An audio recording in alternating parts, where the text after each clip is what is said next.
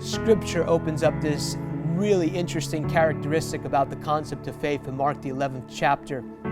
Jesus walks to this fig tree, sees that it's not bearing any fruit, and he actually speaks to the fig tree and curses it.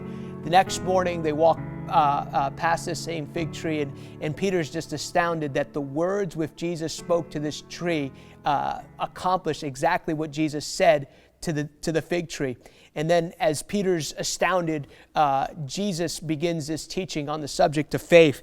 And he actually says this: have faith of God. In the Bible Basic English Translation, it says, have God's faith.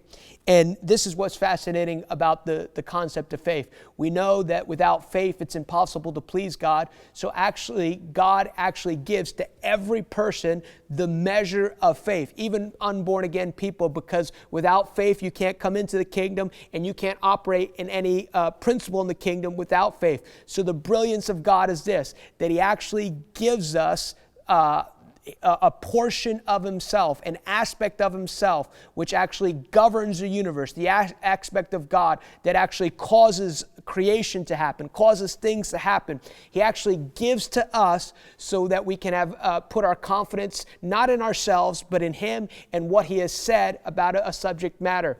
And it's really a beautiful part, a beautiful part of operating, of walking with God, of coming into the kingdom, that God gives us his kind of faith to do what he's called us to do.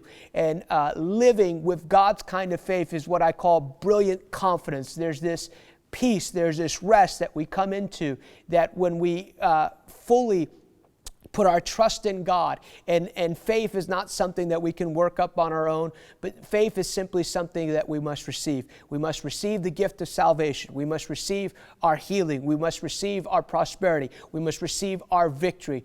But we must use the God type of faith that he's giving us. According to Ephesians 8, according to Romans 12, God gives each person a measure of faith. So I bless you today to receive the God kind of faith, the God kind of faith that is fully confident in himself. Think about it.